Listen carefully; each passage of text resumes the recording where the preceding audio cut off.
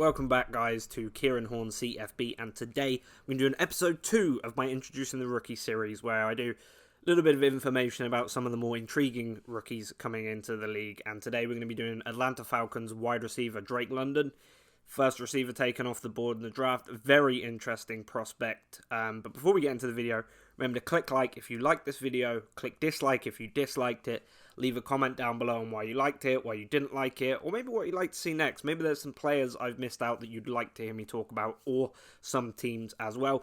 Also, remember to click subscribe, then go down to that bell icon, turn notifications on, so you can be notified when I upload, as I actually have a very special episode coming later this week with Dale Altman from the Bengals and Brews boys. Go out and check their YouTube over as well. Fantastic podcast, lot of energy, and it's probably one of the most fun Bengals podcasts out there. But without further ado, let's get into the video. So, we all know the old saying, pressure creates diamonds and lack of pressure creates shit poets. But today, we're going to talk about a team that's very much under pressure, and that's the Atlanta Falcons. You know, they lost Matt Ryan. He's off to the Colts to potentially actually do something, and this is just a team that's been in disarray ever since they lost the Super Bowl. 28-3. But last couple drafts been very, very interesting. Kyle Pitts, Desmond Ridder, and now subject of today's video, Drake London, a fantastic receiver who we get to talk about.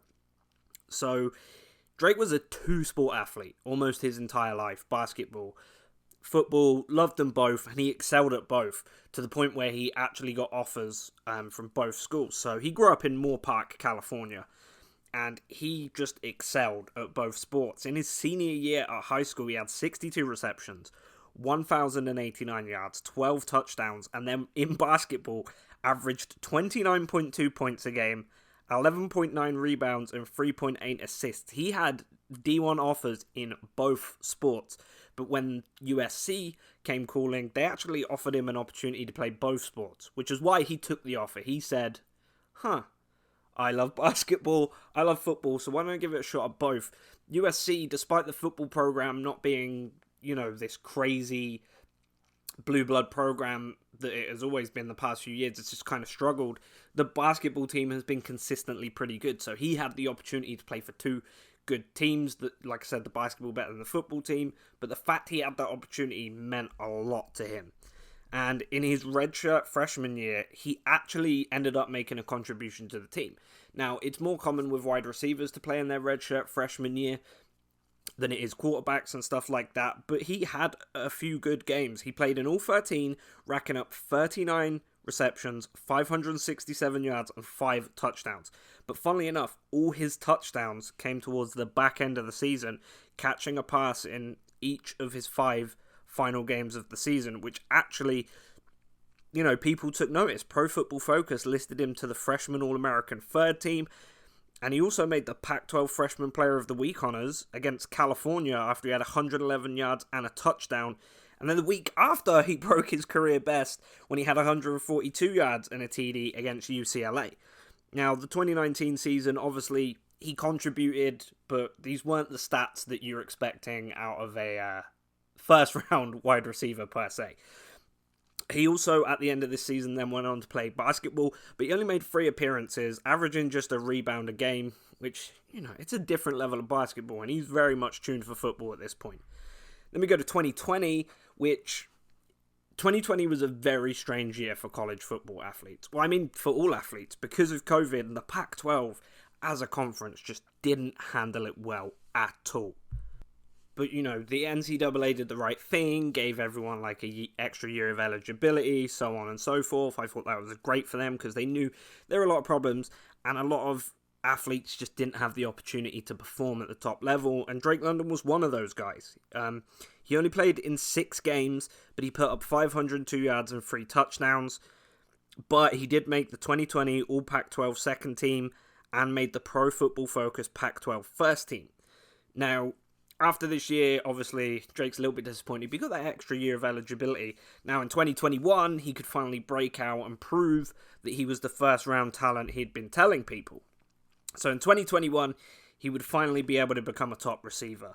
Now, he did get injured in the 8th game of the season, so he only really played 7.5 games. But up until that point, he he managed 88 receptions, 1,084 yards, and 7 touchdowns. And the injury obviously was heartbreaking, not only for, you don't want to get injured, but he was actually on course to break Marquise Lee's 2021 USC records in catches and receiving yards. His 88 catches were enough to tie the record through 8 games by a Power 5 player, Michael Crabtree being the only other guy to hit that milestone. But, Drake created a lot more milestones that year. He had 5 games in 2021 with 10 or more catches and at least 6 games with 130 receiving yards. London is also the only USC receiver since Marquise Lee to have 5 consecutive 100-yard outings. Now, despite the injury, Drake actually was still named to a ton of honor lists. He made the 2021 Pac-12 Offensive Player of the Year, the Football Writers All-American Second Team, the AP All-American Third Team, as well as the AP Pac-12 Offensive Player of the Year. And he made the Pro Football Focus Pac-12 Offensive Player of the Year Award too. You get the point of what I'm saying. He made a ton of honors. Drake was a beast, and people were now just expecting, hey, are we going to see this guy in the NFL? And we're going to get to the things why I think he was a fantastic receiver and the things that make him good, but also there's some drawbacks that come with that. So I talked about Desmond Ridder in my last video, and we took a little bit more at the technical side of his game. Now, you know me personally, I'm a big guy on quarterbacks and DBs. That's what I do. That's my bread and butter. So I'm going to be using some of the things from Andy Moore. Now, Andy Moore is a legendary baseball player in the UK. And that's a shout out to you, Andy. But he is at AJ Moore21 on Twitter, and that's Moore Moore.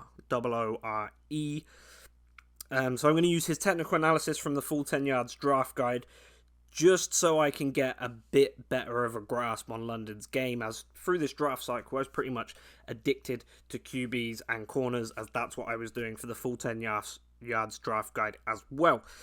But let's start with the positives. London is a nuanced route runner. He uses his size and strength to attack the ball at the catch point, utilizing his huge catch radius to haul in passes that a typical wide receiver can't. He's also a versatile threat, demonstrating that he can shine outside or in the slot, giving him extra utility and allowing him to move around the field to keep the defense guessing on every single play. London is also a born leader who will go out and show up every single down, a clutch performer who isn't afraid to go out and outmuscle guys on 50-50 balls with little regard for the size of the dude covering him. Maybe a type of bravery and selflessness which will actually endear you to your teammates. But with the positives come the negatives. The negatives are few and far between, but they're things that shouldn't be ignored. Obviously, the biggest red flag is injury. We talked about his injury. It was pretty tough, but, it's something you can bounce back from, but you might not be as explosive or as fast as you were before, which could be a little bit of a problem for Drake because he isn't a super explosive athlete. He's not a super fast guy. He's not going to beat you with his speed. But, that's where the route running comes in. You don't have to be the fastest guy on the field. If you can run routes crisp and clean, you can beat anyone. So thanks to Andy Moore, actually, for that breakdown on Drake London. That just, gives me some extra talking points. So I know a little bit more about it, and you guys can stay informed too. So check out Andy Moore on Twitter, AJMOORE21 on Twitter. Give him a shout out. Go let him know how much you love him as a baseball player. But once again, guys, thank you for joining me for this video. How good do you think Drake London is going to be in the NFL? Do you think his massive frame is just going to make him a beast on the field regardless of his speed and explosivity? And do you think him and Desmond Ridder, after we've seen them hooking up a little bit in camp and, gain a little bit of chemistry, do you think if Desmond Ridder can come in midway through the season, that will actually help Drake reach a different level? Because honestly, I think it can. But anyway, thanks for joining me for another video, and can't wait to have you later in the week where we're going to talk about Daxton Hill with Dale from the Bengals and Brews guys. But once again, if you enjoyed the video, click like. If you disliked it, click dislike, and then subscribe, click the bell notification. Make sure all your notifications are turned on so you can be notified when I upload. Thank you very much, guys, for joining me. And as always, I'll see you in the next one.